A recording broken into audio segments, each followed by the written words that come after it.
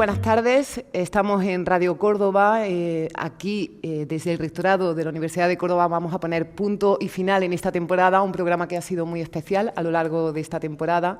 Perspectivas ha querido buscar un punto de vista diferente a muchísimas materias a lo largo del tiempo y en colaboración con la Universidad de Córdoba hemos abordado desde el punto de vista de la igualdad cuestiones como la política, el urbanismo, la cultura, el ocio, sobre todo para las más jóvenes, un ocio seguro, la ciencia, la investigación, en definitiva muchísimos campos que queríamos conocer, poner la lupa, ver mucho más de cerca cuáles son las carencias que todavía tenemos en este largo camino. Y vamos a terminar este espacio para nosotros, como decimos, para Radio Córdoba, muy especial, que se ha venido retransmitiendo en Ser Más, en el 102.0 de la FM, los jueves, una vez al mes, a veces 2 veces al mes, cuando así lo han requerido los temas, con una cuestión que es muy especial, que necesita más visibilidad, si cabe, que todas las temáticas que hemos abordado a lo largo de esta temporada y que, por desgracia, están en la disputa política y entran en unos terrenos donde toda la lucha por los derechos de un colectivo, que es el colectivo LGTBI, se ven afectados por esos intereses, por olas reaccionarias que vamos a abordar a lo largo de esta hora y de este programa. Nosotros damos las gracias a la Universidad de Córdoba por abrir este espacio, por permitir que se tengan estas charlas que normalmente son charlas muy profundas, muy tranquilas, donde debatimos, donde conversamos y por eso, antes de presentar a las invitadas, a los invitados, a las invitadas que tenemos esta tarde, nos acompaña Sara Pinci, que es vicerrectora de Igualdad de la Universidad de Córdoba. ¿Qué tal, Sara? Hola, buenas tardes. ¿Qué tal, María José? Bueno, sobre todo agradecer que se haya abierto este espacio radiofónico que nos ha permitido conectar con la audiencia haciendo un espacio muy específico y entendemos que muy necesario. Pues sí, la verdad que estamos muy contentas y muy satisfechas del trabajo que se ha estado realizando y de la idea del programa. Queremos agradecer primero a Cadena Ser, agradecerte a ti, María José, por el trabajo y para proponernos este proyecto tan bonito. También me gustaría darle las gracias a todos los servicios de la Universidad de Córdoba que han colaborado, ¿no?, durante este año y esta cita mensual que ha sido realmente entrañable, ¿no? Primero, me gustaría agradecer a la Unidad de Cultura Científica por su incansable labor y por estar siempre a pie de cañón. Elena Lázaro, con la que hemos trabajado estrechamente, Silvia Márquez, que nos ha acompañado a lo largo de esta temporada y que ha permitido que coordináramos bien las personas que han estado invitadas en cada programa. Exactamente, también agradecer al Gabinete de Prensa de la Universidad de Córdoba, a todo el equipo de la Universidad de Córdoba y agradecer a todos los centros, toda la investigadora, los investigadores, todo el personal de administración y servicio, todo el estudiantado que ha participado activamente a toda esa charla y que nos ha estado siguiendo. Realmente ha sido muy bonito porque hemos hecho comunidad, ¿no?, también. Y hemos abarcado problemáticas muy diferentes, temas muy diferentes, para ver que realmente se puede ver todo desde una perspectiva diferente y se puede construir, ¿no? Y además hemos hecho fichajes, de gente. Unos fichajes. Y he conocido gente muy interesante con la que hemos empezado colaboraciones, proyectos muy bonitos, ¿no? Gracias Perspectiva, así que muchísimas gracias.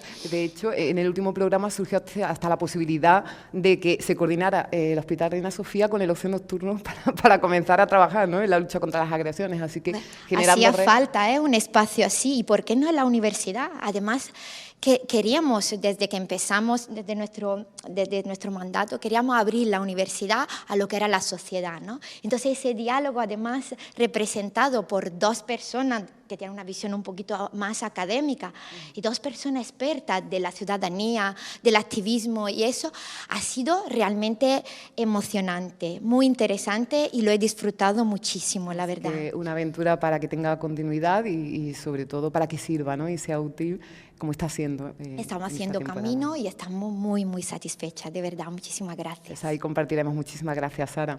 Sara Pinci, la vicerrectora de Igualdad. Efectivamente, este programa se ha planteado siempre con una parte en la que la universidad ha tenido en cuenta a investigadoras e investigadores, a personas del mundo de la universidad que han aportado yo creo que todo su conocimiento y su especialización a los temas que hemos abordado, y también desde la ciudadanía, la calle, desde los trabajos que se realizan en otros ámbitos, hemos complementado mesas bastante equilibradas. Isabel Sánchez, mi directora de Radio Córdoba, que está aquí, bueno, ha creído en este proyecto, así que estamos bastante satisfechas de que haya salido adelante.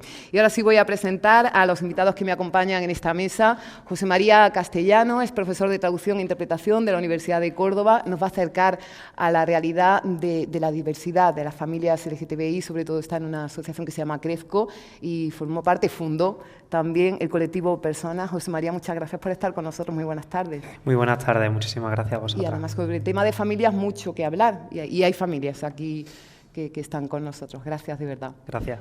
José Carlos Ruiz, activista, político. ¿Qué tal, José Carlos? Muy bien. Has sido la voz porque has estado representando a Córdoba por la diversidad, portavoz de ALEAS, estás en Izquierda Unida y, bueno, yo creo que, a pesar de que eres joven, llevas toda una vida de trayectoria, ¿no? Más o menos. Del colectivo para conseguir que sus derechos salgan adelante. Exactamente. A mi lado también, en este caso, representando a un colectivo bastante importante, se encuentra Pablo Salazar. Muy buenas, Pablo. Gracias. Pablo Salazar es investigador de la Universidad de Córdoba, del Departamento de Botánica, Ecología y Fisiología Vegetal, activista además por la visibilidad de las personas trans, es persona trans no binaria, así que nos va a ayudar mucho a comprender su realidad, sus reivindicaciones, y trabaja con otra de las invitadas que hay en esta mesa. Gracias, Pablo. Y la otra invitada es Carmen Ceballos. Carmen Ceballos es la presidenta de Todes Transformando. TT Transformando Córdoba ha sido un antes y un después para el colectivo trans, no solo para la provincia de Córdoba, sino también para Andalucía. Buenas tardes, Carmen. Para todos los casos de Andalucía que nos llegan.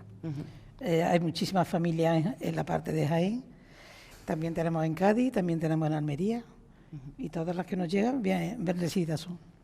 En este caso, además, yo quiero partir porque bueno, he estado leyendo mucho sobre la realidad del colectivo LGTBIQ+, hay mucha diversidad, las siglas van fluyendo, también hablábamos antes de la bandera va cambiando. Yo creo que es un colectivo vivo que lo que sobre todo lucha es por el reconocimiento de toda la diversidad en identidad de género, en orientación sexual, en definitiva, en libertades y cumplimiento de los derechos como ciudadanía, de todos los derechos. Hoy vamos a intentar abordar los máximos posibles, pero Carmen, traíais una guía que está llegando a los colegios, en el que de manera muy sencilla se explica perfectamente esa diversidad, y me ha encantado. Es una guía que desde Todes Transformando la hemos estado, bueno, la ha hecho un especialista en el tema de diseño, pero ha sido orientada y creada por la Asociación Todes Transformando con una subvención de participación ciudadana del Ayuntamiento de Córdoba. Entonces, pues la subvención solamente ha cubierto lo que es la creación y muy pocos ejemplares. Entonces sí que invitamos a todos los organismos que quieran participar en su reproducción, pues nos ayuden reproduciendo y iríamos añadiendo el logo de los distintos organismos, administraciones o asociaciones que participen en el tema de la guía. Es una guía adaptada al tema de la ley trans, de la nueva ley trans. Aquí partimos con experiencia, porque si nos fijamos y empezamos por aquí, ¿vale? Si os parece bien en la mesa, la ley trans ha llegado, pero aquí existía una ley andaluza del año 2014. A mí me gustaría que en un primer momento todas las personas que conforman la mesa, bueno, más o menos dieran su visión de cómo se encuentran las cosas, porque hay leyes con las que hemos ido avanzando. Está la ley trans, la ley andaluza de 2014, también tenemos la ley Cerolo para la ley de no discriminación, ¿no? Que viene a englobar muchos más delitos de odio. También tenemos esa ley trans que ha creado mucha controversia. Pero en este momento, ¿cómo nos encontramos? Carmen, ¿tú cómo percibes que se encuentra el colectivo? Pues la verdad que no, yo siempre hablo más del colectivo trans, que es donde estoy implicada y donde más conozco, y la verdad que yo creo que no son muy buenos tiempos ahora mismo. Hoy, precisamente, la plataforma trans ha tenido una reunión con el ministro de Interior, Fernando Grande Marlasca, pidiendo que pare la escalada que hay de discursos de odio y que están llevando a aumentar el número de agresiones a las personas trans. Bueno, y también al colectivo LGTB, pero más enfocado a las personas trans y sobre todo a las mujeres trans, que ya sabemos que están en un escalón más bajos que los hombres trans. De hecho, no sé, en el registro, después de la ley, han ido muchos hombres a cambiarse a ser mujer. Hacer un boicot. Porque cobraban más subvenciones que a los hombres y otros han ido solamente a cambiarse el género, no el nombre. Entonces, no solamente es un ataque a las personas trans, sino también a las mujeres, porque no se ha dado ningún caso donde hayan ido mujeres para cambiarse a hombres. No para cambiarse, sino... ¿Te refieres para a que identificarse ha ocurrido como un fraude de ley? Entonces ¿no? ha sido un acoso brutal después del tema de la ley trans. Cuando para nosotros ha sido pues un respiro. Además, yo creo que aquí hay un chico que ha experimentado lo que es tener acceso a cambiar el nombre y el género y adecuarlo a su sentir. Y para nosotros ha sido pues respirar y poder ser considerados nuestros hijos como el resto de la ciudadanía. Aunque estamos teniendo muchísimos discursos políticos en contra de lo que son los derechos humanos. Ahora vamos a abordar ese tema. Entonces, a mí sí que me gustaría hacer hincapié, que además yo estuve viendo todo el proceso de la ley trans, cómo en el Senado se dijeron unas barbaridades y unas cosas que a mí me demostraban que no conocían la realidad de las personas trans, no la conocían. Yo siempre cuando decían que las mujeres trans no son mujeres y todo, yo lo único que pido es que se acerquen a conocer la realidad. De hecho, nosotros en la asociación nuestra, por eso es abierto cuando nos reunimos, porque las personas trans saben quién son y cómo se sienten, saben quién son. Lo que no lo vemos nosotros como ellos realmente se sienten, somos los de fuera. Entonces, ha sido en el Senado, fue, unos discursos de odio grandísimos. Vamos a abordar eso más adelante, sobre todo el ámbito de la política, ¿no? De los ataques, del retroceso, de anuncios de derogaciones. Entonces yo veo una situación un poco regular. Pablo, desde tu experiencia, bueno, y además tú estás dando charlas, conferencias, acercando la realidad trans, también de las personas no binarias al público, a las asociaciones, entidades que te llaman. Bueno, cuéntanos, sitúanos, porque también sobre todo hay mucha ignorancia, tal vez, ¿no? Mucho desconocimiento, como decía Carmen. Sí, y esta ignorancia está en todas partes, la verdad es muy curioso. Porque muchas veces decimos cosas que son transfobas o agresivas a personas trans y no nos damos ni cuenta. Por ejemplo, el otro día fui a hacerme el reconocimiento médico, que está cubierto por la empresa, por la Universidad de Córdoba, ¿no? Entonces voy y, bueno, la enfermera me hace una serie de preguntas, etcétera, etcétera, me saca sangre. Y hay un momento donde me dice, porque yo le digo que estoy en tratamiento de reemplazo hormonal, ¿no? En HRT. Y me dice, ¿y el tratamiento no ha alterado tu rendimiento en el trabajo? Y ella no se da cuenta del error en la pregunta. Y yo le digo, o sea, puede que ahora cargue menos peso, porque estoy perdiendo tejido muscular, pero tengo menos episodios de depresión, tengo menos ansiedad, puedo dormir por la noche, me siento muchísimo... Y mientras yo estoy elaborando esta lista de cosas de, evidentemente, el tratamiento es para salvar mi vida, ella ya se está disculpando, ya se está dando cuenta, ¿no? Y es como que de repente llega una persona que se le ha roto la pierna y lleva un yeso y le digan, ¿y el yeso no dificulta tu capacidad en el trabajo? Pero sin el yeso sería peor, ¿no? O tu tratamiento de quimioterapia no dificulta tu rendimiento en el trabajo. Pues sí, pero sin él probablemente moriría de cáncer. O sea, ese tipo de preguntas demuestran que incluso dentro del sistema sanitario, incluso dentro de la universidad, dentro de todos los espacios, no conocemos la realidad de las personas trans y los tratamientos de reemplazo hormonal son tratamientos para gente que sufre de disforia de género. Y evidentemente no lo hace porque quiere. Nadie pasa por esto por la pura gana de transicionar de un cuerpo a otro. Es porque es así como se identifica y necesita el tratamiento, ¿no? Entonces, sí, o sea, este tipo de cosas en el día a día ocurren, o pueden ocurrir incluso episodios agresivos. El sábado, por ejemplo, en el mall fui con una amiga que también es trans.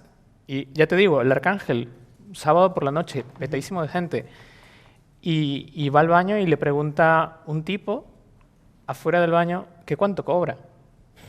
Entonces, hay cosas agresivas en sitios inhóspitos y a veces pueden ser súper violentas porque ponen en jaque tu propia expresión de género, cómo te ves, cómo te percibes y cómo te percibe el resto. Y en ocasiones, pues simplemente puedes estar tratando de hacer tu vida normal, de trabajar, de ir al médico y de repente te sueltan ese tipo de estupideces, ¿no? En fin, vamos, anécdotas tengo a patadas, ¿no? Pero sí, es duro y yo creo que las charlas, las iniciativas de Todes Transformando, las políticas ayudan a que esta gente tenga el valor suficiente de salir a la calle, de ser visibles y de poco a poco ir cambiando la perspectiva de la gente sobre nosotros. Y efectivamente, sobre todo visibilizar y conocer. Cuando nos hemos acercado a Todes Transformando, bueno, es que cambia totalmente la perspectiva, ¿no? Cuando conoces a las niñas, en fin, es una maravilla estar con las familias y el proceso de las familias, que tiene que ser complicado y que seguro que conlleva también un trabajo importante. Vamos a hablar de las personas trans, por supuesto, y de esa necesidad de convertir en patología, ¿no? Esta cuestión por parte de quienes todavía están resistentes, ¿no? a que salgan adelante leyes como la ley que se ha aprobado a nivel estatal, como la que ya estaba aprobado en el ámbito andaluz y sobre todo sobre una realidad que existe desde siempre y esto es lo tremendo. Hablamos del colectivo LGTBI, José Carlos, que lleva trabajando muchísimo tiempo, aquí en la provincia de Córdoba, muchísimo tiempo, pero que se sigue encontrando con bastantes barreras y que cuando se analizan los datos en muchas cuestiones y en situaciones también de delitos de odio, nos damos cuenta de que queda muchísimo por hacer, mucho por trabajar, e incluso en las mujeres. En este caso, las lesbianas también tienen un problema de visibilidad bastante grande. Es la más invisibilizada, yo creo, que de todas las siglas. Mira, hablábamos antes de la situación del colectivo y yo creo que hay que partir de la raíz de que vivimos una situación de crispación social muy fuerte. Y partiendo de la base de que el COVID además ayudó a romper todos esos colectivos humanos y de trabajo diario que existían, y bueno, y a partir de ahí pues está costando muchísimo más ese trabajo conjunto.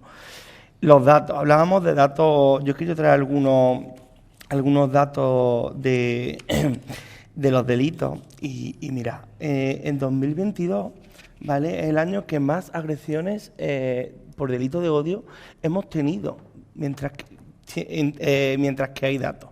2 de cada 4 personas del colectivo han sufrido acoso o algún tipo de discriminación. Solo, ¿vale?, de todas las denuncias, solamente un 20% acaba siendo denunciado. ¿Y el por qué? Porque el colectivo y yo creo que parte de la sociedad, por esta crispación que comentaba antes, ha llegado a perder la confianza. Hablábamos antes de experiencias personales.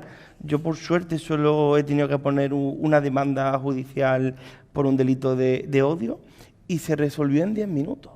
Porque llegábamos delante del juez, el juez le preguntó a la persona que me había amenazado con intento de agresión que si sabía cuál era mi orientación, él dijo que no y se acabó el juicio. Madre. Tan sencillo. Entonces, la palabra ahí perdemos la confianza. Pero sí es verdad que yo siempre, cada vez que he tenido la oportunidad, he lanzado el mismo discurso: hay que denunciar todo tipo de delitos, hay que denunciar cualquier tipo de acoso, porque si no, nunca vamos a ser vistos y siempre vamos a ser esa pequeña minoría. Mirad, el 27% de las personas LGTBI han sufrido un tipo de discriminación, cualquier tipo de discriminación. Y además, el estudio que sacaba la FEL decía que un 78% había sido en la calle, un 60% en el colegio, un 53% en el transporte público, un 40% en el trabajo, que luego hablaremos de la situación del colectivo LGTBI en el trabajo, y un dato muy importante que a mí me llamaba mucho la atención, un 32% dentro de su propia casa. Entonces, hay que trabajar mucho todo este tipo de discursos, hay que trabajar para ir cambiando poco a poco esta pequeña crispación social, bajar ese fuego que está muy encendido, bajar esa crispación para volver a trabajar. Y además la subida de las denuncias por delitos de odio, que son muy poquitas, 24 en 2021, de ellas la mitad aproximadamente era contra el colectivo LGTBI, dice mucho de lo que hay que avanzar, pero además desde 2015 en adelante es cuando se produce la oleada del crecimiento, cuando a nivel global, porque ocurre en Estados Unidos y a partir de ahí hay como una oleada, los movimientos conservadores comienzan a atacar al colectivo LGTBI por diferentes leyes que han ido avanzando y que provocan una reacción además importante desde que el Tribunal Supremo aprobó el matrimonio igualitario, ¿no? Y fueron creciendo sus derechos y hubo una reacción bastante grande que yo creo que tuvo un contagio global. José María, en tu caso, además tú abogas y militas mucho por la diversidad y por la presencia, visibilidad de las familias LGTBI en todos los ámbitos. Sí, por supuesto. Y hablamos del educativo, del trabajo, ¿no? Del claro, ámbito porque laboral. al fin y al cabo estamos hablando de personas. Nos ponemos a veces con ciertos tecnicismos y se nos olvida que estamos hablando de personas que pueden ser nuestras vecinas, nuestros hermanos, nuestros compañeros o nuestras compañeras de trabajo y es tan simple como eso. Entonces, toda la normativa que traiga paz y calma a una persona debe ser bienvenida, debe ser debatida, debe ser cuestionada desde los foros democráticos que nos damos, pero si en primer lugar ya trae calma y paz a las personas, yo creo que ya es un paso importante, ¿no? Sobre todo en estos tiempos. Además trae paz, pero al mismo tiempo se genera mucho ruido. Yo achaco también mucho a la irresponsabilidad política del momento. Si retomamos un poco sobre la ley trans, y antes lo hemos estado hablando en la previa, ¿no? Aquí ha habido mucha prisa por colgarse medallas y al final las personas perjudicadas pues son las personas que se pueden beneficiar de ese avance normativo. Un avance normativo que podemos hablar que es igualdad formal, pero luego viene la importante, que es la material, ¿no? Ahí es la que tiene que ser real y efectiva, ¿no? Esos dos artículos de nuestra Constitución, el 14, que es que todos somos iguales, pero el 9.2, que cuando dice que hay que remover barreras, y ahí es donde tenemos que estar, en remover barreras. Este tipo de normas, de leyes, traen calma, en primer lugar. ¿Qué pasa? Que, claro, si se comunica mal, si no se llega a explicar bien y además dentro de los propios proponentes hay un enfrentamiento que desvirtualiza el propósito positivo que tiene esa norma, pues se genera, a mi juicio, como yo lo veo, se generan opiniones desde la ignorancia y el desconocimiento. La ignorancia y el desconocimiento llevan al miedo, porque tenemos miedo a lo que desconocemos. Y la sociedad tiene miedo a lo que desconoce, sobre todo si desde un ámbito mediático, no político, se están bombardeando con ideas incluso que no son reales, como las que han desmentido las compañeras de la mesa. Eso lleva al miedo, y el miedo que lleva a la reacción de la sociedad, bien desde la perspectiva de la patología, lo cual ya se elimina con esta norma, ¿no? Bien desde la perspectiva del rechazo de esto es una barbaridad, esto es adoctrinamiento, esto es que quieren comernos el tarro, esto es que... Y es algo tan sencillo como que, bueno, cada uno que opine lo que quiera, porque al final la opinión tiene cualquiera que pueda pensar, ¿no? Pero mientras no le afecte a usted y en su vida no tenga nada, pues... Si yo entiendo que no se pretende que todo el mundo piense igual, no tenga que ver la cuestión igual, simplemente que mientras a usted no le afecte, y yo creo que es algo tan sencillo como eso, que somos personas, y si con eso conseguimos que las personas de nuestro entorno vivan mejor, se reconozcan mejor y puedan hacer el día a día, como yo, por ejemplo, intento hacer con mi vida, sin ningún tipo de traba, de vivir en esa periferia, ¿no? Porque al final lo que queremos todos es estar en el epicentro. Claro, y en el epicentro es muy reticente a que desde la periferia se venga a decir, oye, que yo también tengo mi cuota de poder, ¿no? Que soy tan persona como tú.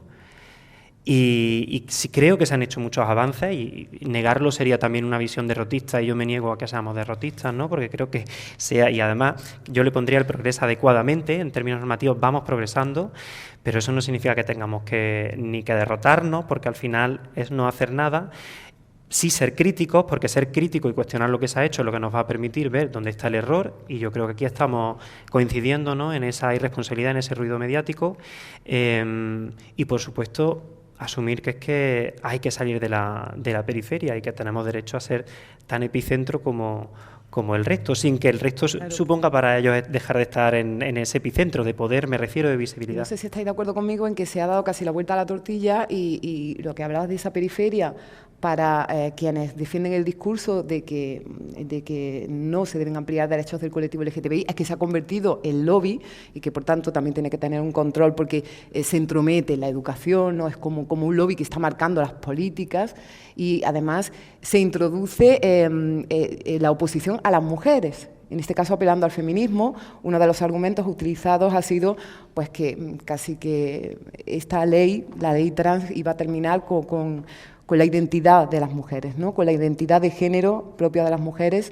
y desde Estados Unidos hasta España se ha apelado mucho a la figura, por ejemplo, o casos concretos como las de las mujeres deportistas trans, ¿no? Que además son una minoría, Pablo, no sé cómo lo ves, y que ha tenido como esas dos vías de ataque. El borrado de las mujeres. El borrado de las ¿no? mujeres. Y luego viene la gran pregunta con la cual muchos influencers, ¿no? y bloggers y lo que te dé la gana han tratado de arrimar a un montón de hombres a la pregunta de ¿qué es ser mujer?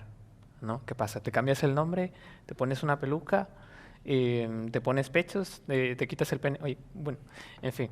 Son una serie de preguntas que a partir de ahí tratan de definir qué es una mujer o qué no, ¿no? Y lo cierto es que ninguna de esas debería definir la identidad de género, ¿no? Y es esta mezcla de conceptos entre lo que es sexo biológico, expresión de género, identidad y orientación sexual, que es una división que existe, que la ciencia avala perfectamente, ¿no?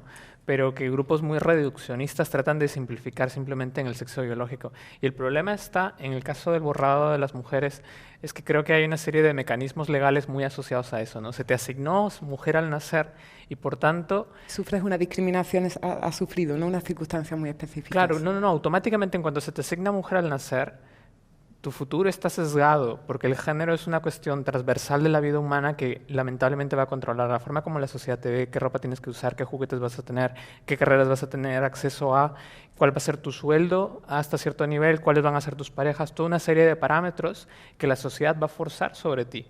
Y eso es lamentablemente donde se atrapa el concepto de ser mujer. Y es algo que queremos destruir. Primero, para que la mujer pueda hacer todo lo que quiera hacer. Y segundo, para que el concepto de mujer no esté atrapado dentro del sexo biológico, sino que sea parte de la identidad que uno se define, uno se identifica dentro del espectro social. Del constructo cultural. Claro.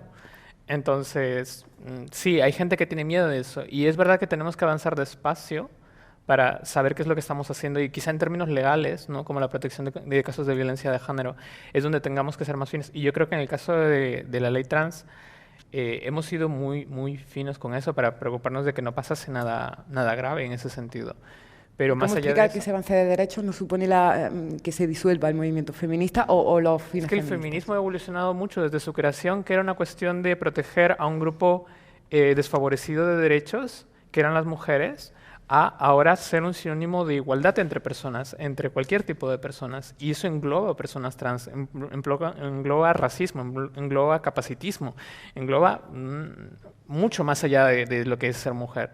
La cuestión es que hay gente que está atrapada en el tiempo y piensa que el feminismo es solamente ser mujer y habla de igualismo, cuando ese concepto no existe, ¿no? O habla de feminismo para hombres, una idiotez de cabo a rabo, ¿no? Entonces, bueno, yo creo que al final son pequeños discursos que lo que simplemente se utilizan para confundir a las personas, ¿no? O el caso de las mujeres trans en el deporte es algo que lleva tratando de regular el Comité Olímpico años, ¿no? Desde el 2003 me parece que es cuando permiten a las mujeres trans participar en el deporte. Primero porque ya era un problema que el Comité Olímpico llevaba arrastrando desde tiempo atrás y tenían que dejarles participar porque estaba dentro de las reglas del Comité Olímpico, por Dios. Y finalmente se dieron cuenta que el problema no es ese. El problema no es cómo te identifiques, ni siquiera es tu sexo biológico, es exclusivamente la cantidad de testosterona en sangre, ¿no? Y qué momentos clave del desarrollo humano y qué momentos previos al deporte tienes ese tipo de concentración en sangre. Entonces, realmente, el caso de las mujeres trans en el deporte o los casos de delitos de odio, de dónde van las mujeres trans en prisión, son solamente ejemplos que trata de utilizar un grupo que trata de criminalizar nuestra existencia para afirmar que realmente no somos mujeres, ¿no? Las mujeres trans no son mujeres. Y creo que es un discurso que cada vez pierden más, porque cada vez más se nos visibiliza a las mujeres trans como mujeres. Entonces, bueno, ya no pueden convencer a la sociedad de que las mujeres trans son hombres, pero utilizando todas estas artimañas tratan de hacernos creer, bueno, no son hombres, pero tampoco son mujeres, porque son un poco más fuertes que las mujeres, o van a tener ventajas en estas cosas, o no sé qué, y con eso lo que logran es dividir. Y dividir en una sociedad de minorías siempre da poder a aquel que lo ejerce. Al final es un círculo que aplasta basado en quién tiene el poder. Es una parte del feminismo, pero entendemos que está siendo una trayectoria, no un camino duro, Carmen. No sé si eres optimista con un entendimiento, con que se vaya caminando, con que la situación política sea menos tensa y se puedan establecer algún tipo de puentes, ¿no? con esa parte del feminismo que se ha distanciado y que ha atacado la ley trans. Yo creo que puentes sí, y de hecho, por ejemplo, aquí en concreto en Córdoba, con los colectivos de mujeres que no entendían que las mujeres trans eran mujeres, se ha tendido la mano y lo que queremos es que entiendan esta realidad. Es que yo creo que no lo entienden y se han dejado llevar pues un poco por el tema de temas políticos y temas de ego. Entonces yo siempre lanzo la misma pregunta: si una niña trans, desde el momento que empieza a hablar, que ha nacido, que se creía que era un niño, y cuando empieza a hablar le dicen guapo y dice no guapa, ¿quién me da explicación a esa respuesta? Os digo, una niña con 3 años que no entiende de nada, ella entiende solamente de lo que es ella. Y tenemos casos, y bastantes, de niñas que le decían guapo y corregía, no guapa. Bonita, no. Entonces, ¿y qué pasa? Que han tenido que reafirmar y reafirmar para que sus padres y su familia, en principio ellos y después el resto, lo vean como realmente se siente. Incluso había el caso de un padre que decía que el abuelo, que ¿por qué tanto insistía en que era una niña? Era una niña porque nosotros, los de fuera, no lo vemos como se siente esa niña. Entonces, vivir el proceso de cerca, vamos, no deja lugar a dudas. Hemos tenido casos de niñas que cuando le ha preguntado al médico, y de hecho, y se miraban en el espejo y no sabía qué veían, si niño o niña. Entonces, yo creo que con este ejemplo, lo demás sobra. Son unos intereses políticos, unos intereses de ego, lo que se ha dado aquí con el tema de las mujeres trans y con el tema del feminismo. Y además, vamos, que hay casos de personas concretas que han defendido el feminismo, que ahora se le quitaba esa situación de poder y que al final pues han ido extendiendo y han ido difundiendo que las mujeres trans no son mujeres, cuando en otra época incluso lo han defendido. Pablo. Quiero agregar algo ahí, y es que hay una cosa bien curiosa, y es que para empezar hay estudios que sugieren que la identidad de género se define entre los 3 y 6 años. Entonces los casos de niños trans que afirman que se declaran del género, de un género opuesto al que se les asignó al nacer a muy temprana edad, es muy común cuando les das un espacio para hacerlo, completamente lógico, porque ya te digo, fisiológicamente y psicológicamente hablando, es lo más coherente. Ahora, cuando se ve la ley trans, tú ves que se les permite el cambio de nombre a partir de los 14 y luego el cambio de género a los 16. Pero si ya hay estudios que dicen que ocurre entre los 3 y los 6, ¿por qué esperamos a los 14 y 16? ¿No? Y es que hubo una gran discusión sobre ese tema, en plan, no, son demasiado jóvenes, no pueden tomar decisión, pero si solamente estamos cambiando su nombre, que no se puede, vale, pues ya está, que no se puede a los 14. Ahora, ¿qué pasa con los niños intersexuales? No son ni XX ni XY. Algunos no tienen los genitales definidos para nada. Un médico los saca y dicen, yo no sé qué hacer con esto. Y antes se les forzaba automáticamente al médico a asignarles un género, el que sea, el que ellos consideren más valioso, y en muchos casos había que operarles casi instantáneamente, y como es mucho más fácil reconstruir una vagina que un pene, se les asignaba a todas mujeres. Un trauma para toda esa gente. ¿Qué hace esta gente? Y hablo de toda la comunidad que no valida a las personas trans o a las personas intersex, manipulando el género de otras personas. Entonces ahora, de cara a la ley, se dijo, ok, las personas intersexuales, como dices que no se puede hasta los 14, pues nada, que tengan el género en blanco hasta los 14. No, eso hay que ponerlo cuanto antes, pero no me has dicho que no se puede, no me has dicho que no saben lo que están pensando, no, hay que ponerlo cuanto antes. ¿En qué conclusión llegamos? Se queda en blanco un año. Pero en un año no hay nada, en un año no hay ninguna prueba de que en un año se puedan ellos mismos autoidentificar, apenas hablan. Por lo menos haber esperado los 3 o 6, pero no, un año. Prueba de que la ley, al final, por mucho que se trabajó, tenía huecos que no están ni avalados por la ciencia, sino probablemente están avalados por egos, por intereses personales, por la necesidad de forzar el género sobre otras personas, que no somos nosotros quienes tratamos de forzar el género, tratamos de forzar nuestro propio género. José Carlos. Y yo además creo que es un conflicto terrible que además están sufriendo las personas trans. Carmen daba unos datos al inicio de la charla, pero es que se están multiplicando el acoso y las agresiones a las personas trans, incluso en las redes sociales, es brutal. Mira, en este país nadie se oponía a la autodeterminación, nadie opinaba, y es que ya está hasta en cuarto milenio, si os paráis a pensar. Poner alguna noche de verdad y está. Y yo creo que, opino con el compañero, es una falta de gestión de ego. Mirad, en 2019 no hubo ningún problema. Buscar la hemeroteca, la foto a la puerta del Congreso de los Diputados. Están todos. No hubo ningún problema cuando se debatió. Ahora porque sí lo hay. No había ningún problema en Andalucía, ni en Valencia, ni en Madrid, ni en Baleares, ni en Canarias. Yo creo que deberíamos, vuelvo a lo mismo, hay un problema político, claro. Exactamente. Y ese es el mayor problema. Y como debería haber unión, y ¿no? Como la bandera, y como la bandera me la están quitando, ahora pincho la pelota y no jugamos nadie.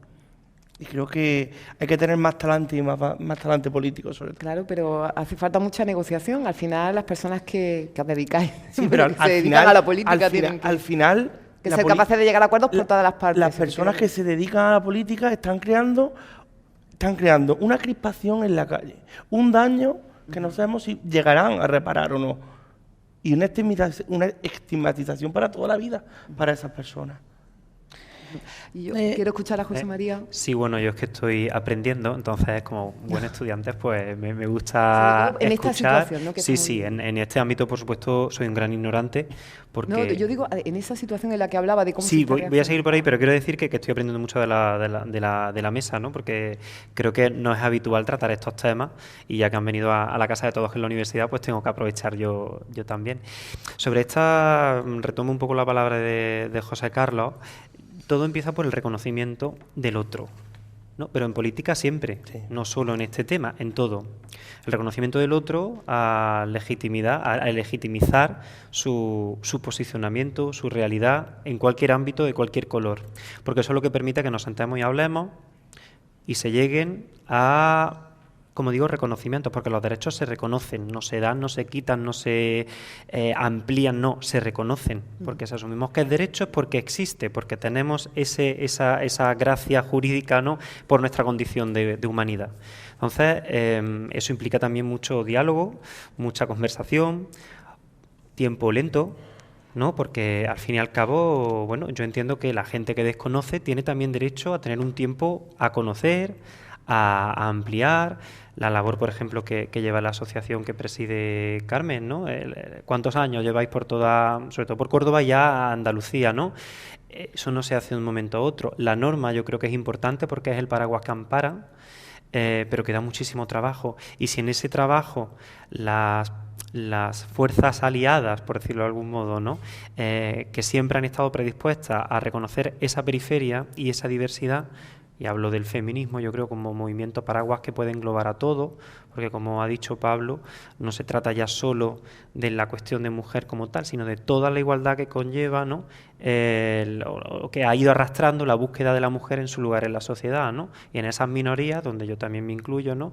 Los que no hemos podido beneficiar y lo que se puede sumar. Entonces, si no empieza por haber un reconocimiento al otro, y digo otro con mayúscula, es muy difícil. Y en posesión de la verdad no está nadie. Nadie.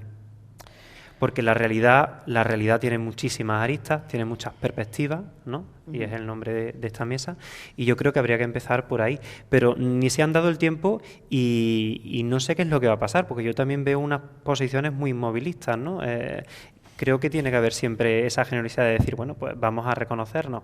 Aunque creo que está claro que la norma es necesaria, porque como digo, he dicho al principio y vuelvo a reiterarme, creo que trae paz y calma a las personas, y eso es lo fundamental, y quiero que ese sea el mensaje que quede por parte de mi intervención, que la norma trae paz y calma a muchas personas que lo necesitan.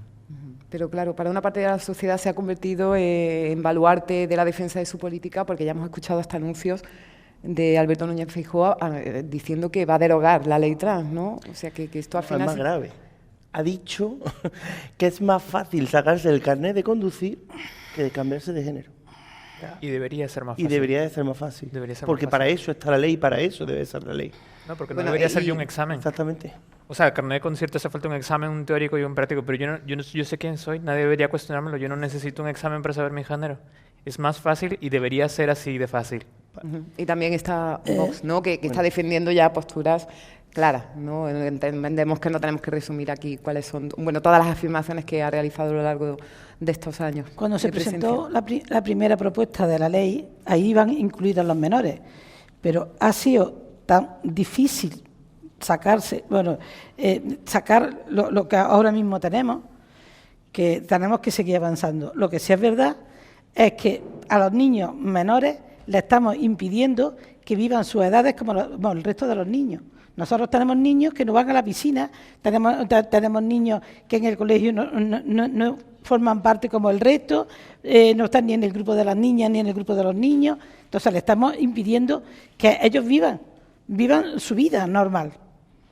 ¿Qué pasa? Yo no es todo tan bueno el desconocimiento. No es que desconocen el tema y por eso no lo apoyan. Lo primero, es verdad que no tienen interés en conocerlo.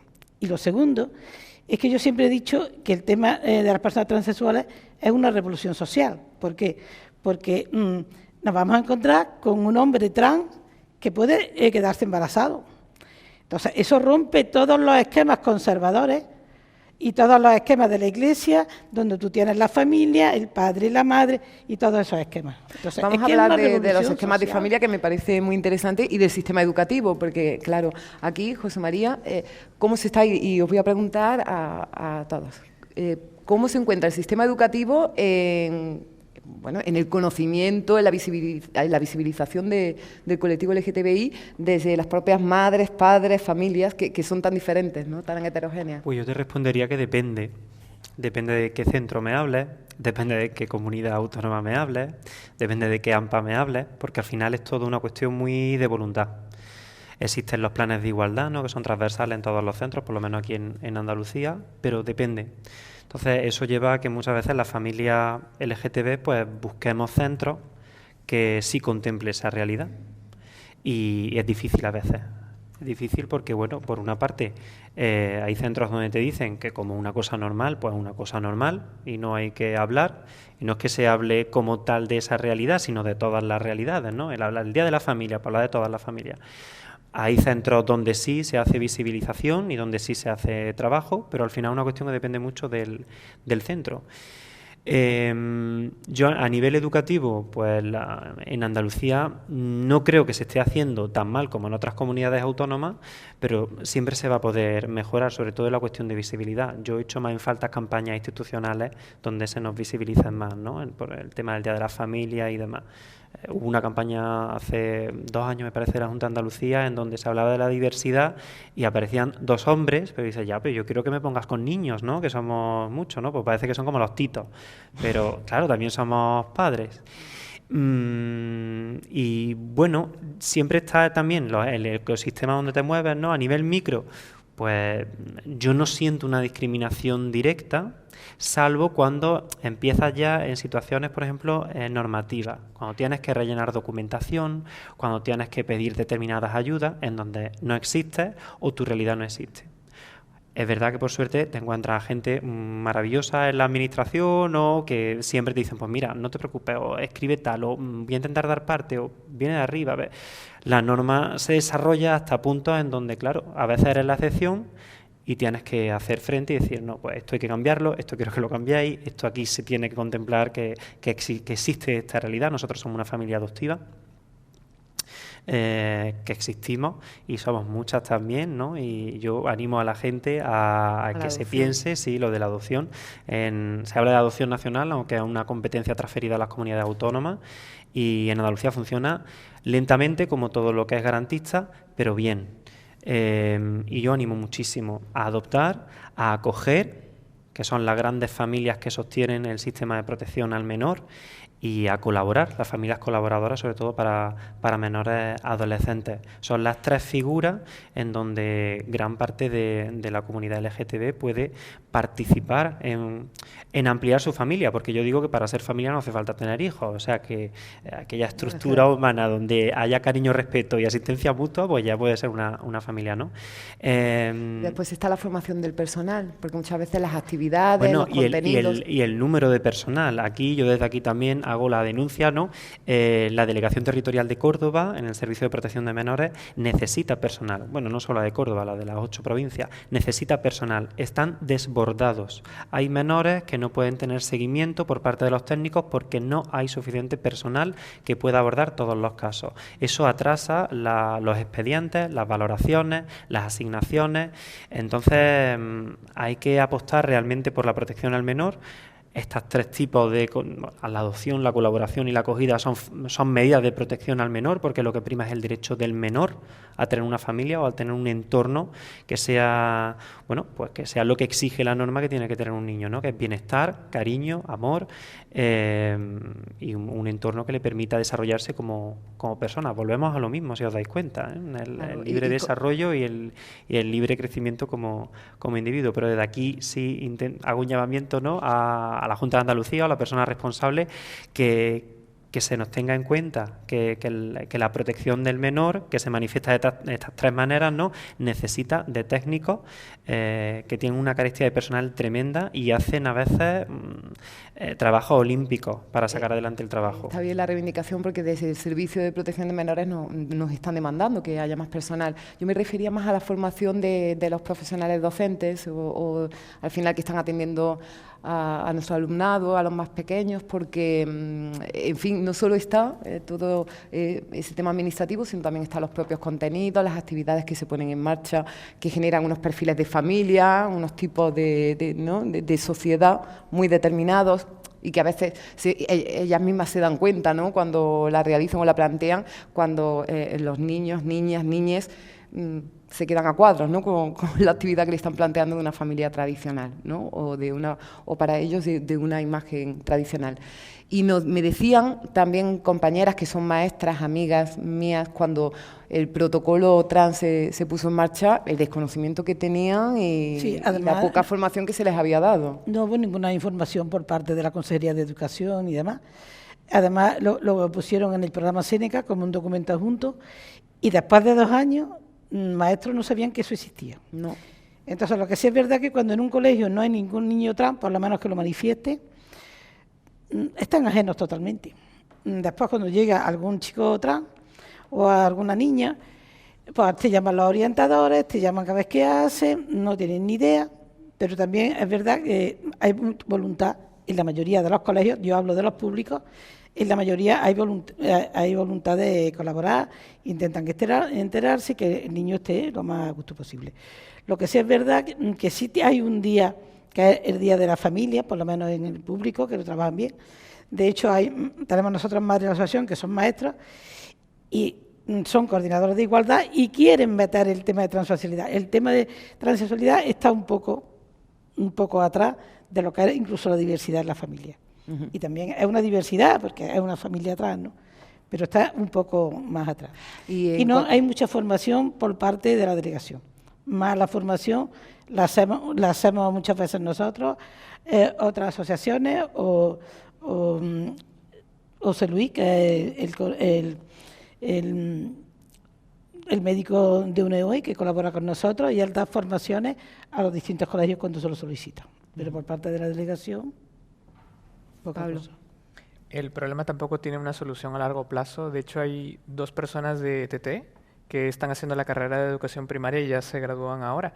Y preguntándole sobre este tema, me dice, ¿tú cómo lo ves por dentro? Y me dice, mira, 4 años de carrera y en los 4 años solo hay una asignatura donde se ve diversidad.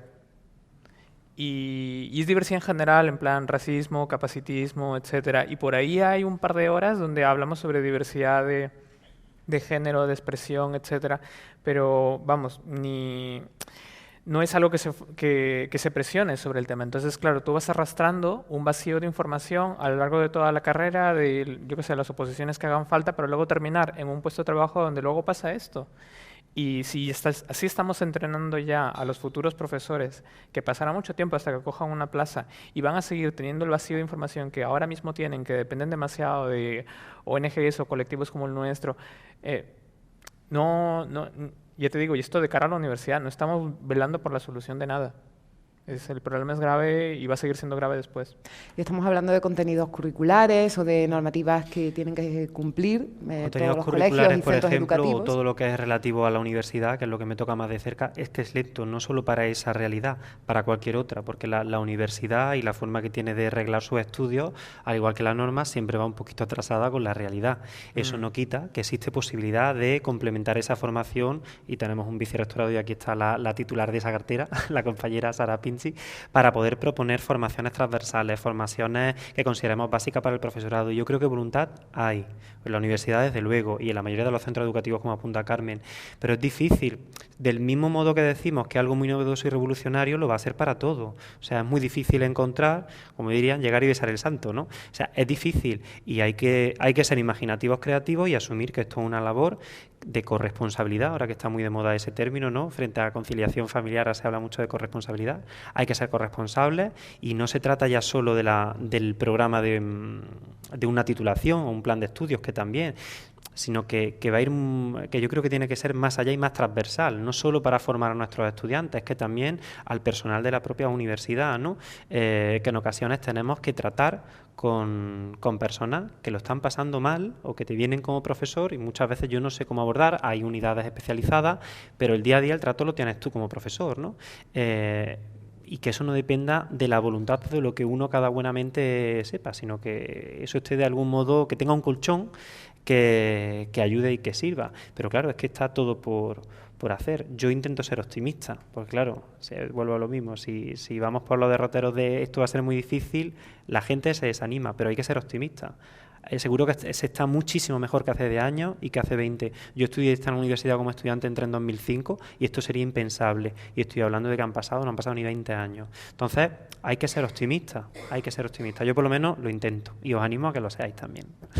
No sé cómo veis, también otra cuestión que se mete dentro de la educación y es que se ha extendido, y volvemos a la política, porque al final la política hace mucho en todo el desarrollo de derechos y es que es fundamental porque tiene que generar normas y tiene que generar espacios de convivencia, el que también existe, el PIN parental es una figura que también salió en los últimos años y que también se produjo por los movimientos más conservadores de la ultraderecha, y está el concepto de adoctrinamiento. No sé si habéis notado que haya un poco más de resistencias, que este tipo de argumentos que se han extendido en redes sociales, en medios, haya generado alguna reacción por parte de familias, porque afortunadamente todavía, como decimos, los contenidos curriculares son los que son y los centros están en su derecho de que las actividades se apliquen a todo el alumnado del colegio. ¿Habéis sentido que haya habido...? Yo no tengo una impresión de que haya rechazo. No, en el día a día, que es ir al parque, recoger al niño del cole, llevarlo al médico, yo, en mi realidad, no percibo eso. Claro, también mi realidad está sesgada por mi entorno, ¿no? Yo no percibo eso, que no quiere decir que no exista, evidentemente, pero vaya, que ruido siempre va a haber y siempre va a haber gente que se queje, pero yo, mi percepción, y yo creo que incluso la propia comunidad educativa, porque sí conozco a maestras de infantil, de primaria, tengo familia, al contrario, yo creo que es cuestión de que a lo mejor se sienten o que, como dice Carmen, ¿no? Cuando se da la realidad habría que adelantarse o que prevenir, pero yo no percibo que, como si hubo unos años, ¿no? Que se habló mucho del PIN parental y demás, no lo percibo, porque también es que estamos hablando de derechos. Entonces, yo creo que al fin y al cabo la ley tendrá que hacerse valer. Lo que pasa es que ahí las personas trans están un poco detrás, porque de hecho dos chicos se casan bien, dos chicas, y ya en la familia y en los sitios ya está oyendo el novio o la novia, pero ya es complicado cuando el novio es trans. Entonces no se va hablando con más normalidad. Claro. La pareja Pero, por ejemplo, en los colegios, ¿habéis notado que en algún centro hubiera alguna resistencia de alguna familia que dierais charlas a intervenciones? Sí, en algunos han sido más reticentes y después, de hecho, en algunas direcciones lo que han tardado en cursar. Es decir, tú entregas el escrito, hay colegios donde no tienes que entregarlo, lo comunica a la familia y se pone mano a la obra para poner en práctica el protocolo, pero hay algunos que se hacen los locos. Y tardan, y a lo mejor tiene la suerte de que la delegada de Igualdad está encima y le insiste, pero si no se pasa el curso y no han aplicado el protocolo. Y en cuanto a conferencias, charlas, digo, estas actividades para el alumnado en general, de concienciación, de sensibilización, esto es algo que al final quien padece son los profesionales de los centros educativos, que tienen que aguantar que haya quejas de alguien. En fin, yo era una pregunta por si habíais notado esto o no. Vamos, ya el profesorado está colaborando todo lo que puede, pero claro, muchas veces, como se dice, todos los profesores con un montón de alumnos, todo a tope, los profesores están fatales en ese sentido. Con cambios normativos cada año. Tienen que conocer la realidad y tienen que inventar hacer cosas diferentes, que también es un poco lo difícil. Hacer cosas diferentes porque tienes que conocer la realidad para poder hacer. Entonces, hay centros donde hay madres de chicos trans pues, que se han hecho muchas cosas en el día de la visibilidad trans, el otro, pero es que si no tienen conocimiento el profesorado y no tienen niños trans, es que no hace nada. ¿Y cómo sentís que se ha evolucionado, por abordar también otro tema importante, que es la inserción laboral, el llegar a puestos de responsabilidad, el que además haya visibilidad de las personas LGTBI en cuanto a esa condición cuando tienen puestos de responsabilidad? Porque, en fin, los puedes asumir, pero que se invisibilice, digamos, ¿no? Que esto también puede ocurrir. Y bueno, ahora también intentar abordar otro tema del mundo de la empresa. Pero ¿cómo se encuentra la situación? Porque, por ejemplo, en inserción laboral hay un estudio del Ministerio de Igualdad de mayo del año pasado que habla de un paro del 46,5% entre las personas trans y casi del 70% en el caso de las personas trans no binarias. Y esperemos que esto sea muy generacional porque, por desgracia, para generaciones y generaciones de personas que están en otra edad, pues no han tenido la oportunidad, ¿no?, de una inserción laboral que ahora, con el cambio de sociedad, esperemos que sea mucho más alta. José Carlos. Daba un dato de que cada vez se ve más al colectivo en puestos de representación y, por ejemplo, hay un proyecto, que es el proyecto ADIN, que han hecho más de 17 universidades, que dice todo lo contrario. Y dice que el 72% de las personas del colectivo LGTBI oculta incluso ser miembro del colectivo LGTBI en una entrevista de trabajo o incluso en su propio trabajo. Y que un 24% de ellos ha reconocido que ha tenido acoso. Yo creo que ante esto, como bien decía José, la norma está para cumplirla. Y yo creo que ahí hay que hacer cumplir, y yo creo que ahí los sindicatos y las empresas tienen que ponerse a trabajar desde ya para que en los convenios de elaboración colectiva aparezca la diversidad y aparezcan los delitos y las sanciones por diversidad. Mira, hay una campaña, que no sé si la habéis visto, que es de Comisiones Obreras, que es la de el orgullo de ser trabajador o trabajadora, y es muy buena y recoge este estudio de ADIN, que yo invito que con campañas como esta los sindicatos se pongan a trabajar de cara a esos convenios de elaboración colectiva, que es lo que hace la vida más cotidiana de las personas. José María, ¿cómo lo ves? Bueno, pues yo creo que siempre en la empresa privada va a haber siempre más dificultad que en la pública, por motivos obvios, ¿no? Y después también depende muchísimo del ámbito del sector en cuestión, ¿no? Hay sectores más amables o más respetuosos y hay otros mucho más invisibles, porque hay entornos todavía muy machistas. Esto no creo que descubra nada. Yo me imagino que tiene que ser muy difícil para determinadas personas trabajar o poder simplemente aspirar a tener un trabajo en determinados ámbitos. Los sindicatos se tienen que poner las pilas, la patronal también, evidentemente, porque ellos van a marcar el ritmo, el marco, pero ahí yo creo que queda mucho por hacer, porque además el trabajo es lo que te permite participar en la sociedad. O sea, el poder trabajar, ¿no? De pagar tus impuestos y tener dinero para hacer tu vida, eso te hace participar en la sociedad. Cuanta mayor participación haya de personas del colectivo LGTB, y estamos hablando de personas transexuales ahora en concreto, yo creo que más bajará ese rechazo. Es como todo, es que cuando se empieza es difícil, pero yo creo que está mal, está difícil. Yo lo veo crudo y casos que conozco incluso de egresados y egresadas, ¿no?, de la universidad que tienen miedo, porque claro, al fin y al cabo es exponerte, ¿no?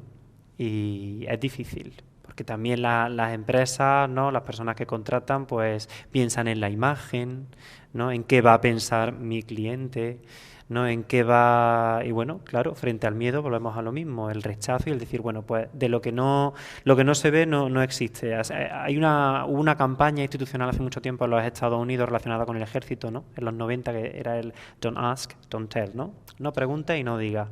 Y además es la dinámica que muchísimas personas asumen, ¿no? No, de eso no hay que hablar. Claro, es mi vida privada, ¿no? Efectivamente, claro, pero hay que hablar de todo, porque de lo que no se habla, lo que no se menciona, yo que vengo del mundo de las letras, no, lo que no se nombra no existe.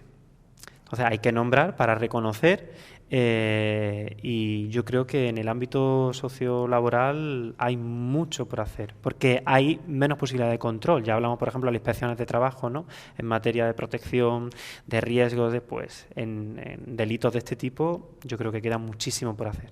Y además, fijaros cómo puede llegar a afectar que una persona que la gran cantidad de tiempo de tu vida la pasamos en el ámbito laboral, por desgracia, o por suerte para los empresarios, o algún empresario o empresaria, como si dentro de ese núcleo, dentro de ese vínculo que se crea, una persona no puede ser quien quiera ser y quien es en realidad, ¿cómo afecta la salud mental de esa persona cuando vamos a colectivizarnos, cuando vamos a la calle? Entonces, claro, es muy duro. Queda mucho. Pablo, tú que estás dedicada a la investigación, bueno, que además estas cifras, casi un 70%, ¿no?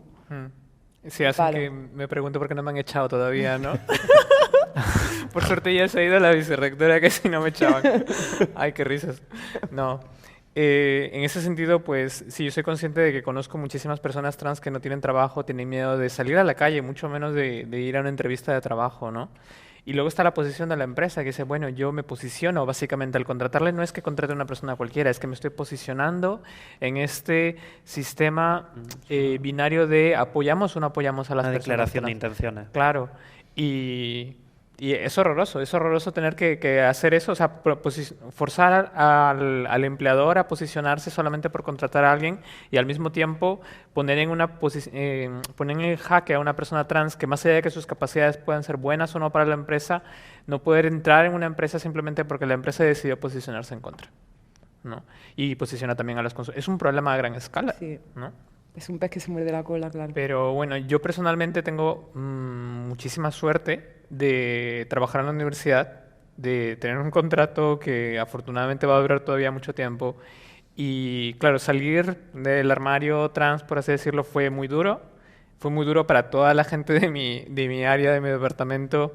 Y yo constantemente he tenido que dar muchas explicaciones, de ir educando, pero han venido siempre con mucho respeto, cometiendo algunos errores, algunos aciertos, pero siempre me he visto súper cobijada por toda la gente que ha estado a mi lado. Ya te digo, han ocurrido cositas, pero no podría quejarme del mejor círculo de apoyo que me ha dado la universidad. Ese estigma, ¿no?, de la justificación constante, que yo creo que se vive, ¿no? Cuando se sale del armario, cuando dices, bueno, que yo estoy aquí. ¿Y el por qué? ¿Y por qué no me lo has dicho antes? ¿Pero y por qué? ¿Pero en qué momento? Pero, oye, ¿y por qué tengo yo que responderte, no? ¿Y por qué no lo asumes tal cual? Que te lo he dicho y punto, ¿no? Hay que entender, yo intento comprender, ¿no? Pero es duro, se sufre, porque vivir constantemente en una justificación, ¿no? Yo creo que hay un contexto social, temporal, en el que la afirmación que dices ocurre, porque a mí jamás me hicieron esa pregunta, porque claro, si tú dices, no, yo soy gay, mucha gente te puede decir, pero ¿por qué no lo has dicho antes? Porque eso está tan normalizado, pues es una discusión de los 90, que mucha gente te va a soltar eso, pero yo digo soy trans, y la gente se queda, uff, qué dura tu vida, ¿sabes? Nadie me dice, ¿por qué no lo has dicho antes? No, claro que no, hace 5 años no teníamos ni derechos, o sea, completamente impensable, por eso no lo he dicho antes, ¿no?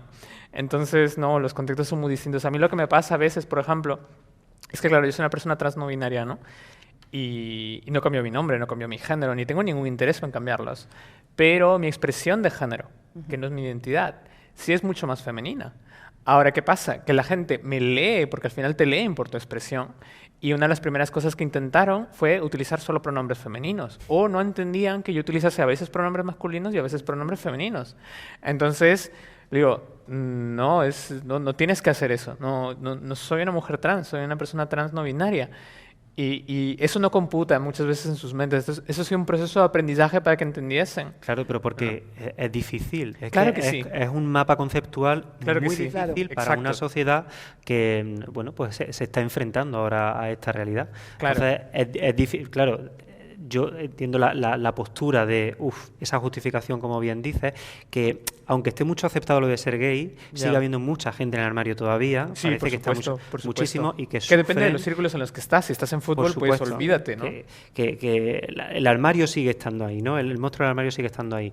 Pero igualmente, y por ahí no quiero pasar de ese tema, es un mapa conceptual tan novedoso y tan ajeno a la realidad de la mayoría de la sociedad que es normal que a veces no se sepa, o yo creo que con la buena intención siempre, como a mí me ha pasado cuando he querido solucionar alguna cuestión, ves que en el fondo simplemente es que no sabes, ¿no? Yo tengo una anécdota que cuento muy rápido. Quise cambiar una vez el tema de la retención del IRPF aquí en la universidad y el compañero de turno pues me dijo, ¿estás casado? Sí. ¿Tu mujer trabaja? Y dije, ¿qué mujer? Claro, y el pobre se quedó así, me miró, miraron todos, digo, que no pasa nada, que yo comprendo que, ay, no, hombre, disculpa, se sintió hasta mal. Y claro, son situaciones que no es comparable quizás con la realidad que nos comparte.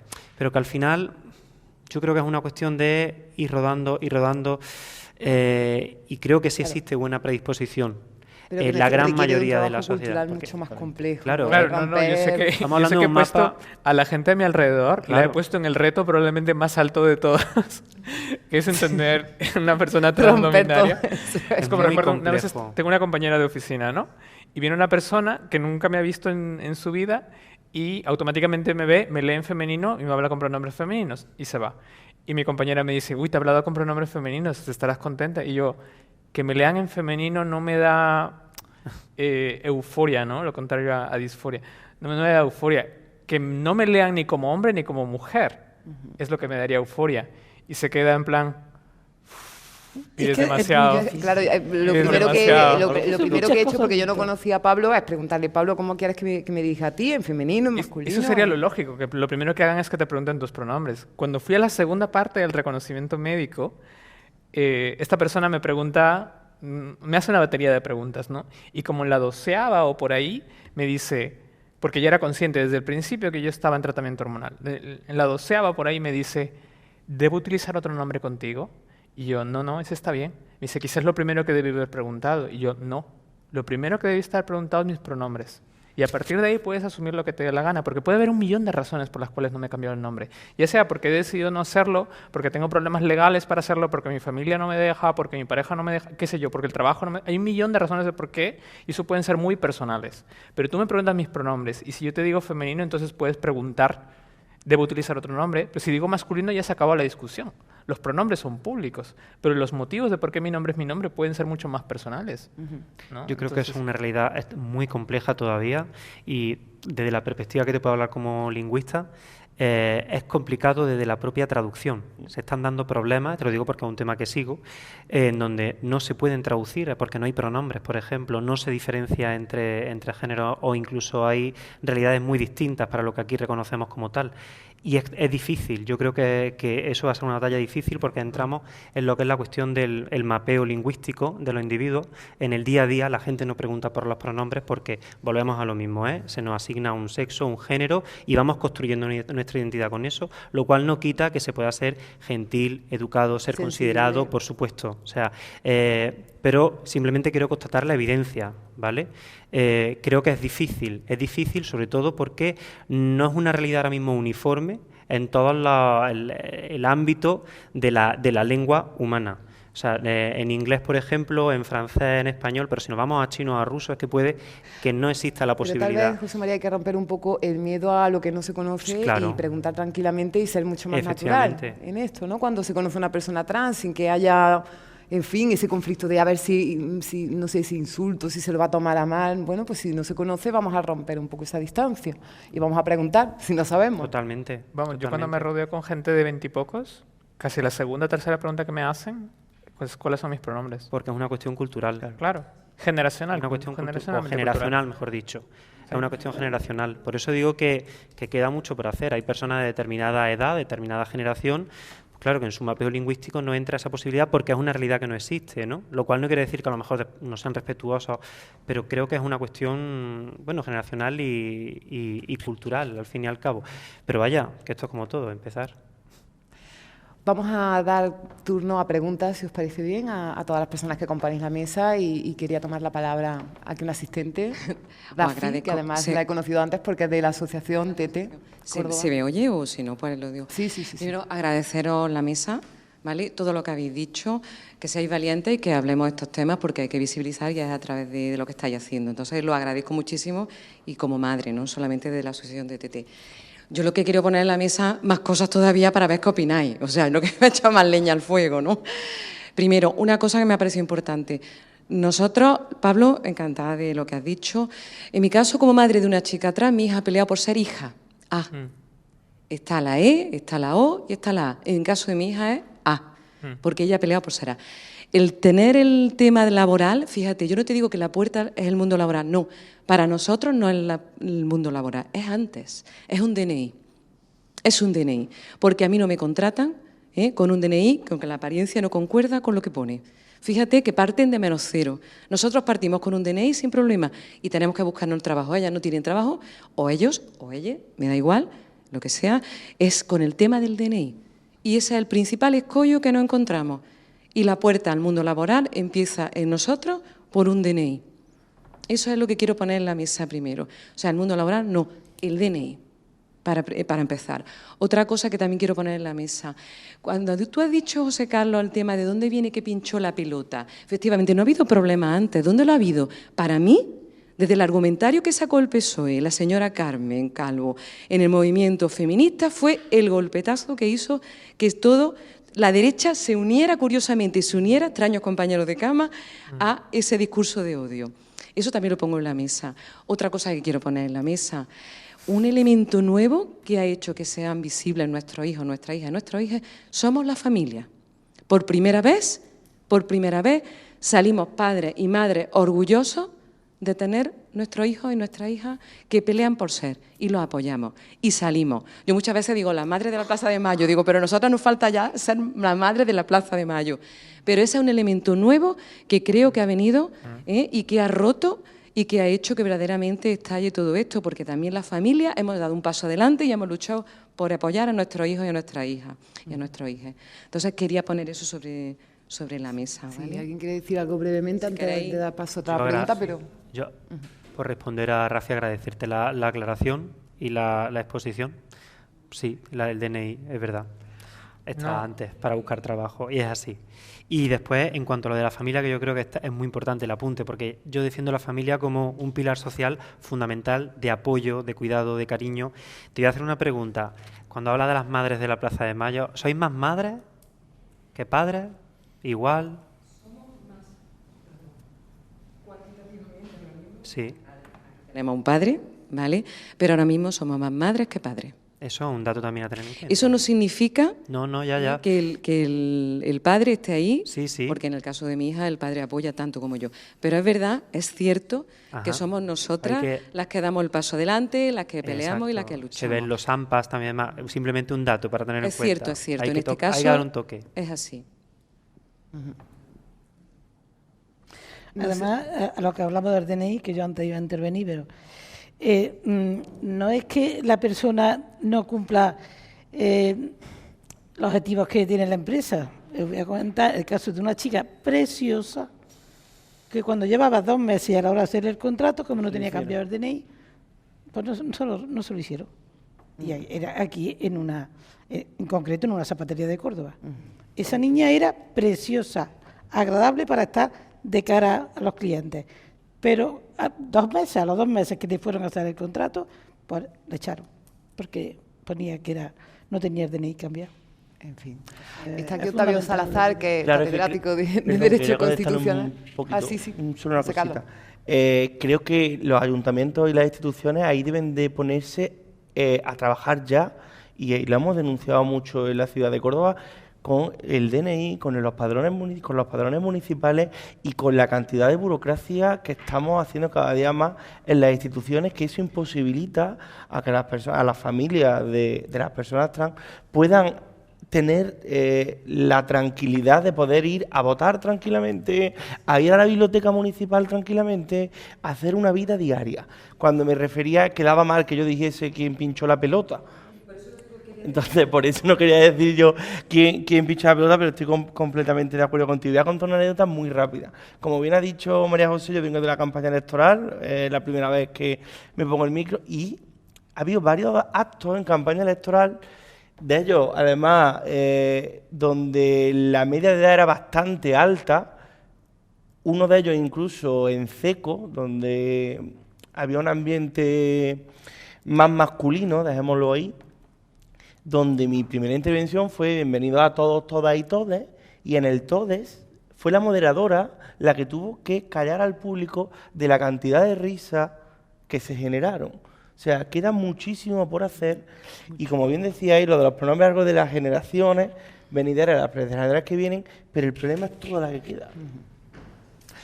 Decía, está aquí Octavio Salazar, que es catedrático de Derecho Constitucional, todo un activista por otras masculinidades, por la diversidad. Octavio, quería darte la palabra, aprovechar que estás aquí escuchándonos para que nos dijeras algo. ¿Qué tal? Muy buenas noches, ya casi. Hola, ¿qué tal? Buenas tardes. Bueno, yo encantado de escucharos y simplemente, bueno, me sugieren muchas cosas lo que habéis ido diciendo a lo largo de la tarde, ¿no?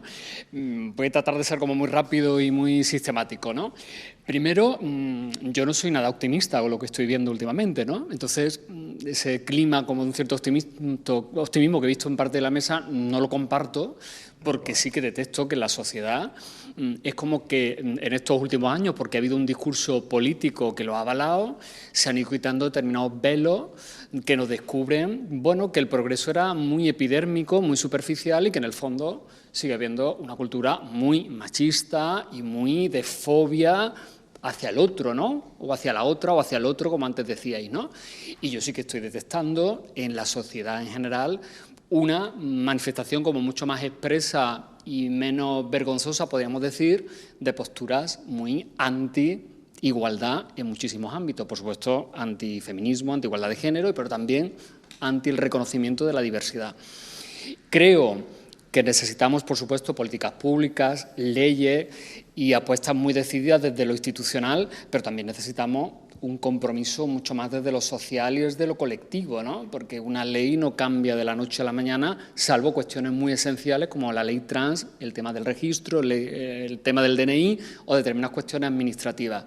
Pero el cambio de la cultura tiene que ver con unos procesos educativos y socializadores con los que yo pues tampoco comparto el optimismo de que se esté haciendo tanto. Se está haciendo en manos de la voluntad muy personal y muy específica de algunos educadores y educadoras en algunos centros, contados con los dedos de una mano. No olvidemos que tenemos un problema enorme, especialmente en Andalucía, de centros concertados de orientación religiosa, con lo cual ahí olvídate siquiera de plantear la posibilidad de hablar de estas cuestiones, ¿no? Por lo tanto, el tema es mucho más complicado y ahora que estamos en un proceso electoral en ciernes, esto debería ser una parte esencial en cuanto a ciudadanos y ciudadanas de cómo nos planteamos el voto en las próximas elecciones, porque está en juego, como aquí se decía, ¿no?, la libertad, el libre desarrollo de la personalidad, la dignidad, ¿no?, de tantísimos ciudadanos y ciudadanas, ¿no? Claro, casi la calidad de ciudadanía de todas. Absolutamente. Y luego una cosa muy importante desde la universidad, ¿no? Esto que aquí estamos poniendo de manifiesto esta tarde tiene que ver con la necesidad de romper de una vez por todas unos márgenes estrechísimos y absolutamente asfixiantes que tienen que ver con el pensamiento absolutamente binario, heteronormativo, que nos enjaula en posiciones que tienen que ver con lo masculino, lo femenino, hombre, mujer, blanco o negro. Y desde el conocimiento, desde la ciencia, desde la cultura, estamos permanentemente reiterando esas estructuras. Y eso es una estructura de poder. Y desde esa estructura de poder estamos dejando a personas en las afueras, ¿no? Y en las afueras está muy bien en el tono reivindicativo y libertario en el que todos y todas podemos situarnos en algún momento, pero desde el punto de vista de la ciudadanía no es nada cómodo estar en las afueras.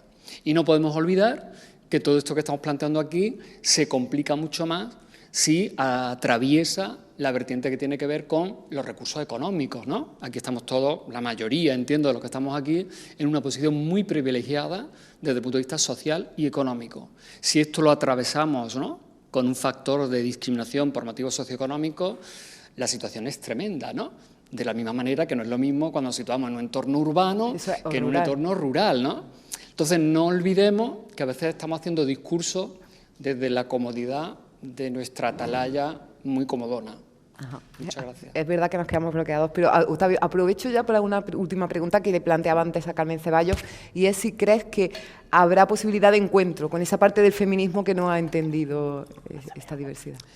Bueno, yo ahí sí que soy optimista, ¿no? Y yo entiendo que ahí el feminismo, o los feminismos, a mí me gusta hablar en plural porque el feminismo no creo que se pueda declinar en singular, ¿no? El feminismo siempre ha sido plural y ha tenido muchísimos debates, muchísimas tensiones y muchísimas contradicciones. Eso no es nuevo.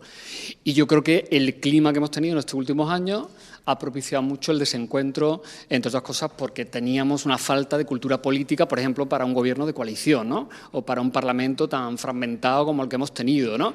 Entonces yo creo que aquí tenemos que hacer todos y todas un aprendizaje, ¿no?, de esa cultura distinta, ¿no?, que va más allá del bipartidismo, ¿no? Y eso también tiene que ver con las tensiones que ha habido con el feminismo. Yo creo que la propia fuerza de las cosas, de los acontecimientos, van a propiciar ese encuentro y ese diálogo, ¿no? Y yo tengo la sensación, por los foros en los que me muevo y los espacios en los que me muevo, en que entiendo que es mucho más amplia, mayoritaria y consolidada y sólida la posición que entiende que estamos planteando nada más y nada menos que acabar con el patriarcado, con el sistema heteronormativo y que, por lo tanto, los objetivos son los mismos, ¿no? Ajá. Los objetivos de esa lucha política son los mismos, ¿no?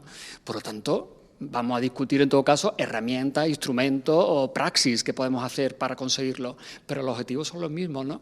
Entonces, yo entiendo que en ese sentido el acercamiento va a ser inevitable y tengo la sensación de que esa minoría que se opone a determinados planteamientos normativos, por ejemplo, es una minoría muy ruidosa, muy asentada durante mucho tiempo en el peso de lo institucional y en el control del discurso, y que yo creo que ha vivido también el miedo del que antes hablabais a perder el control del discurso, ¿no? Y el control del discurso es plural, diverso y fluido, y si no, no es democrático, perdone. Muchísimas gracias. Gracias, Octavio. Yo creo que Octavio Salazar siempre viene a aportar muchísimo en un debate como este y agradecemos muchísimo que esté aquí y dar las gracias a las personas que han estado invitadas en un programa tan especial como este dedicado a la diversidad, a romper todas esas barreras, a romper con bloqueos culturales, mentales, heteronormativos, como decía Octavio. Y en fin, dejar vivir, ser todos parte de la ciudadanía de pleno derecho, cada uno desde su libertad, su identidad, su diversidad y sus gustos, pero en pleno desarrollo de todos y cada uno de sus derechos. José María Castellano, muchísimas gracias por estar con nosotros, profesor de la Universidad de Córdoba. José Carlos Ruiz, gracias, José Carlos, por formar parte de la mesa. También, por supuesto, a Pablo Salazar, que hemos aprendido muchísimo, muchísimo de él. Gracias de verdad, Pablo. Y Carmen Ceballos, que está haciendo un trabajo maravilloso, que las madres y padres, algunos han venido. Que muchísimas gracias por estar aquí en el seno de la Universidad de Córdoba, que es el rectorado. De nuevo, agradecer a la UCO que haya abierto esta ventana de la mano de la cadena SER de Radio Córdoba para ofrecer, yo creo que contenidos tan necesarios y tan interesantes como estos con personas tan valiosas como las que forman parte de las mesas. Y en este último programa también agradecer a nuestro jefe técnico Tomás Ríos, el que haya hecho posible que en cada uno de los lugares en los que hemos estado haya salido tan maravillosamente bien un espacio radiofónico como este. Muchísimas gracias a todos, a todas y a todes. Claro.